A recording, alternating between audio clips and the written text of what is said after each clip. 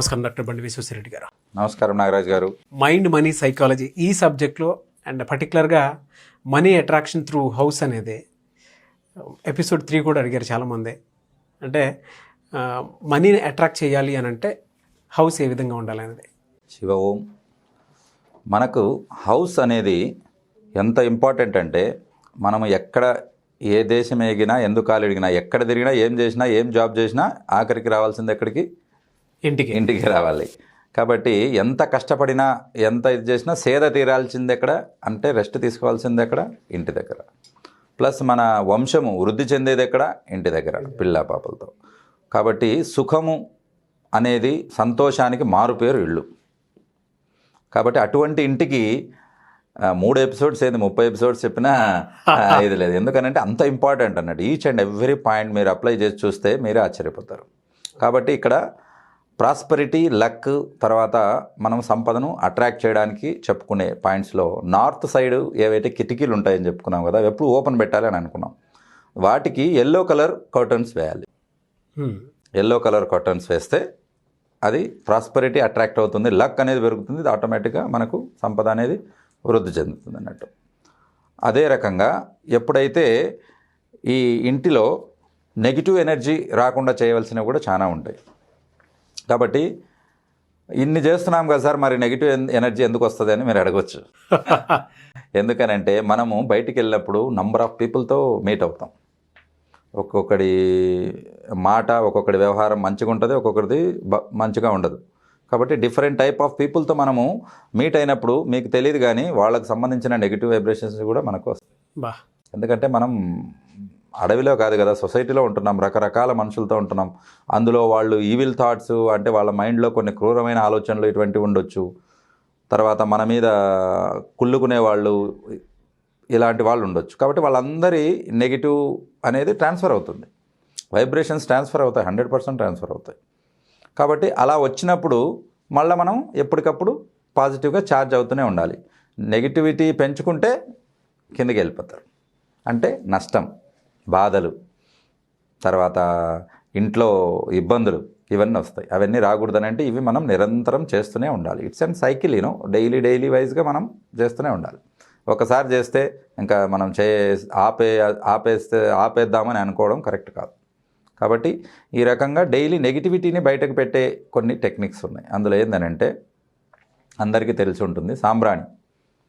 చాలా వరకు చూసే ఉంటారు. ఈ సాంబ్రాణి అనేది ఒరిజినల్ది తీసుకోవాలి. బయట దొరికే కొన్ని ఇవి దొరుకుతాయి కెమికల్స్, ఊరికేస్తేనే పొగ వస్తుంది. బయట ఉంటారు కదా, పొగ వస్తే చూసి చేస్తుంటారు బాబాలు. అలాగా కాదు, ఒరిజినల్గా సాంబ్రాణి అనేది ఇట్స్ ఏ న్యాచురల్ ప్రోడక్ట్. అరబ్లో అక్కడ కొన్ని గనులు ఉన్నాయి. ఆ గనులు తవ్వినప్పుడు వస్తుంది ఒకటి, తర్వాత కొన్ని మొక్కల నుంచి కూడా తీస్తారు సాంబ్రాణి.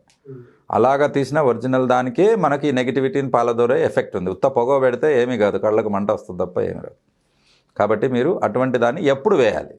ఇక్కడ మెయిన్ ఇంపార్టెంట్ ఏంటంటే ఈవినింగ్ సన్సెట్కు తర్వాత కరెక్ట్గా సన్సెట్కు ఒక 10 నిమిషాలు అటు ఇటు ఉండాలి. సూర్యుడు అస్తమించే టైంలో ఇది వేస్తే వండర్ఫుల్గా పనిచేస్తుంది. ఓకే. ఎందుకనంటే సూర్యుడు అని అంటానే ఎనర్జీ. ఎప్పుడైతే సూర్యుడు పైకి వస్తాడో అన్ని జీవరాశులు మేలుకుంటాయి. సూర్యుడు వెళ్ళిపోయిన తర్వాత అన్ని జీవరాశులు పాజిటివ్ అన్ని గూట్లకు చేరుకుంటాయి. కానీ సూర్యుడు అస్తమించే టైంలో పైకి వచ్చే వేరేవి కూడా ఉంటాయి. అవే ఈవిల్ ఎనర్జీస్ అని అంటే నెగిటివ్. ఎందుకనంటే ఎప్పుడైతే పాజిటివిటీ వెలుగు అనేది పోయిందో చీకట్లోనే ఎక్కువ దుష్టశక్తులు తర్వాత వేరేవన్నీ అప్పుడే రావడం జరుగుతుంది. మరి అటువంటి వాటిని పారద్రోలే శక్తి, కంటికి కనబడని మనకు నెగిటివిటీని కూడా పారద్రోలే శక్తి దీటుకుంది. మరి అది ఎప్పుడు వేయాలి?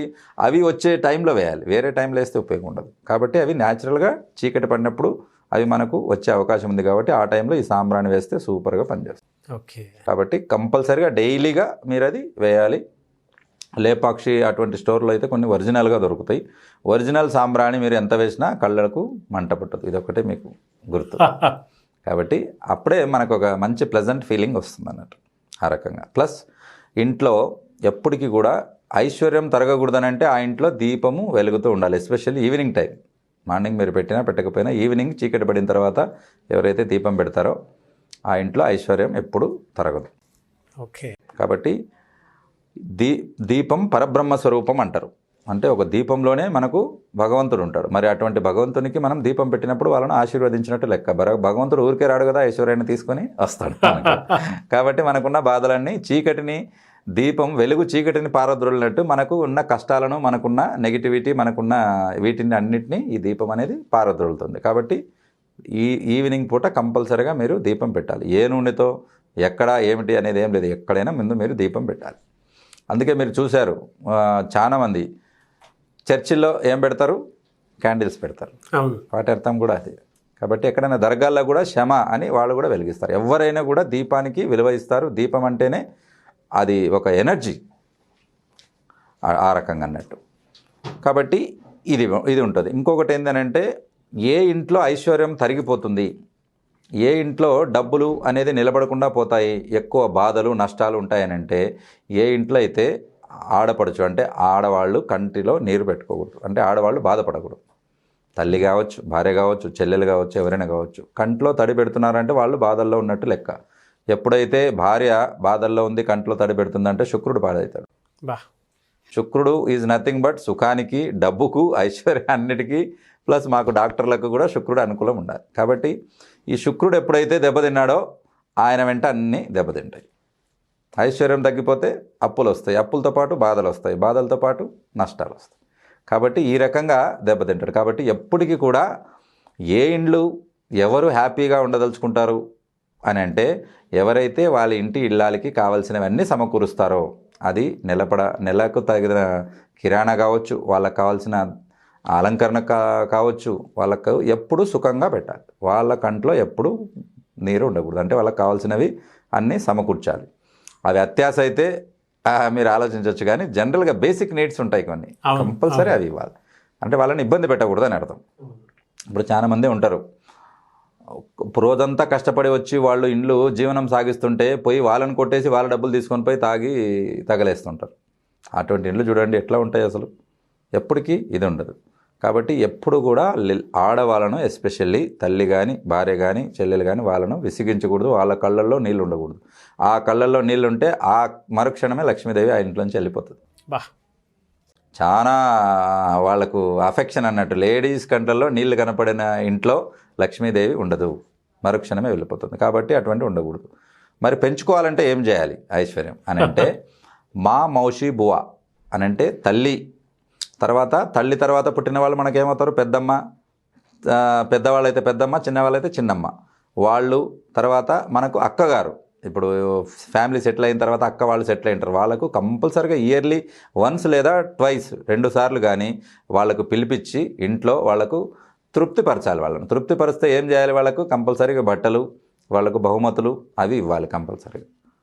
కాబట్టి ఇవి ఎవరైతే ఇస్తారో వాళ్ళ ఆశీర్వాదం ఎవరైతే తీసుకుంటారో, ఎస్పెషల్లీ సిస్టర్స్ వాళ్ళకి, మనం ఎంత బీదరికంలో ఉన్నా ఎంత ఉన్నా, మాకు ఒక మామ ఉండేవాడు, చిన్నప్రెడ్డి ఆయన పేరు. ఆయన పండగలు వచ్చినప్పుడైతే అప్పు చేసి తీసుకొచ్చి మా అమ్మకు చీర అన్ని పెట్టేవాడు. మేము ఆశ్చర్యపోయేవాళ్ళం, అదేంటి నీ దగ్గర లేదు కదా అని చెప్పేసి. మా అమ్మ ఒక్కతే, మొత్తం 5 మందిలో ఒక్కతే మా అమ్మ. 4 అన్నదమ్ములు వాళ్ళు, ఒక తమ్ముడు, 3 అన్నవాళ్ళు. ఆమె మాట జవదాటనే వాళ్ళే లేరు. ఎవరైతే అలా చేశారో వాళ్ళందరూ వృద్ధిలోకి వచ్చారు. 30-40 ఎకరాల పొలాలతో, పాడి పంటలతో హ్యాపీగా ఉన్నారు. కాబట్టి ఎవరైతే ఇంటి ఆడపడుచును బాగా చూసుకుంటారో వాళ్లకు లక్ష్మీదేవి అంత ఇష్టపడుతుంది. అంటే అంత వాళ్లకు లక్ అండ్ ప్రాస్పెరిటీ, ధనం అనేది వస్తుంది. మీరు వేరేవేమీ ఆలోచించొద్దండి. వాళ్ళతో గొడవ పడ్డారా, వాళ్ళు మనకు మంచి చేశారా, వాళ్ళు ఏమైనా మీకు ఇచ్చారా, ఇది ఎప్పుడు ఇవ్వద్దండి. మీకు make an habit of giving, తీసుకునే హ్యాబిట్ తర్వాత ముందు ఇవ్వడం నేర్చుకోండి. మీకు ఇచ్చిన వాడికే ధనము అనేది వస్తుంది. కాబట్టి ఎప్పుడు కూడా ఇంట్లో ఆడపడుచు కంట్లో నీరు ఉండకూడదు. షూర్. కాబట్టి సాధ్యమైనంత వరకు, ఒకవేళ మీరు ఇంతవరకు ఎవరినైనా బాధ పెట్టుంటే ఇమ్మీడియట్గా ఈ వీడియో చూశాక మేక్ ఏ కాల్, వాళ్ళకు ఫోన్ చేసి సారీ చెప్పండి. తర్వాత వాళ్ళను ఒకరోజు ఇంటికి పిలిపించి వాళ్ళను తృప్తిగా వాళ్ళకు ఒక చీర పెట్టడం, అవి ఉంటాయి కదా ఫంక్షన్స్ అవి చేసేది, అది కంపల్సరీగా పెట్టండి. కంపల్సరీగా అది చేయాలి. ఇంట్లో శుభకార్యం జరిగినప్పుడల్లా వాళ్ళు ఉండాలి. వాళ్ళ ఆశీర్వాదం ఎవరికైతే ఉంటుందో వాళ్ళు అనంతంగా డెవలప్ అవుతారు. కాబట్టి వాళ్ళకు లోటు అనేది ఉండదు. అనంటే వాళ్ళు నష్టపోరు ఎప్పటికీ. వాళ్ళ ఆశీర్వాదం అనేది ఆ రకంగా కంపల్సరీగా ఉంటుంది అన్నట్టు. వీటికి సంబంధించినటువంటి విషయాలు ఏవైతే ఉంటాయో సార్, మనీ అట్రాక్షన్ కానీ, అంటే మనీ మెడిటేషన్ కానీ, మనీ పవర్ కానీ, and sub conscious mind power గురించి కానీ మనీ అఫర్మేషన్స్ కానీ వీటికి సంబంధించినటువంటి క్లాస్ ఎప్పుడు ఉండే అవకాశం ఉందంటారు? ప్రతి వీక్ క్లాసెస్ జరుగుతున్నాయండి. మీరు కింద కనపడిన స్క్రోలింగ్ మీద నంబర్లకు మీరు కాల్ చేసి మీకు ఏ సబ్జెక్ట్ మీద మీకు అవసరం ఉందో చెప్పేసి ఆ సబ్జెక్టుకు సంబంధించిన రిజిస్ట్రేషన్ చేయించుకోవచ్చు. ప్లస్ అలాగే మనీతో ఇబ్బంది పడేవాళ్ళు, ఎక్స్ట్రా మాకు దాన్ని సంపాదించిందంతా దానికే సరిపోతుంది, లేదా లోటు బడ్జెట్లో ఉంది, అప్పుల్లో ఉంది అని అనుకునే వాళ్ళు ఎక్స్ట్రా ఇన్కమ్ కోసం మనము స్పెషల్గా బిఎంఈటీ క్లాసెస్ పెట్టడం జరిగింది. ఆ క్లాసెస్ యొక్క ఇన్ఫర్మేషన్ కూడా మీకు నంబర్కు కాల్ చేస్తే వాళ్ళు అన్ని వివరాలు ఇస్తారు. ఎక్స్ట్రా సంపద కావాలనుకున్న వాళ్ళు దాంట్లో జాయిన్ అవ్వండి. అఫర్మేషన్ ఏం చెప్తున్నారండి వీడియోకి? అఫర్మేషన్ వచ్చేసి హౌస్ గురించి, మనం హౌస్ నీట్నెస్ చెప్పుకుంటున్నాం కదా, కాబట్టి అఫర్మేషన్ వచ్చేసి హౌస్ గురించి చెప్పుకోవాలి. ఇంటి నుంచి ప్రాస్పెరిటీ బాగా కావాలనుకున్న వాళ్ళు ఈ చెప్పినవన్నీ ముందు ఫస్ట్ పాటించాలి. కాబట్టి మన మనసు కూడా ఎప్పుడు బాగుంటుంది, ఇంట్లో బాగా నీట్గా అన్నీ ఉన్నప్పుడు బాగుంటుంది. కాబట్టి ఈ అఫర్మేషన్ కూడా సక్సెస్ అవ్వాలంటే ముందు నీట్గా ఉండాలి. కాబట్టి నీట్గా పెట్టిన తర్వాత అఫర్మేషన్ ఏం చెప్పుకోవాలని అంటే, నేను ఉంటున్న ఈ ఇల్లు నాకు అనంతమైన ఐశ్వర్యాన్ని తెచ్చిపెడుతుంది అని చెప్పుకోవాలి. Thank you sir. Thank you so much doctor Bandi Vishweshwara Reddy గారు. Thank you Suman TV. Thank you Nagaraju గారు. Thank you viewers.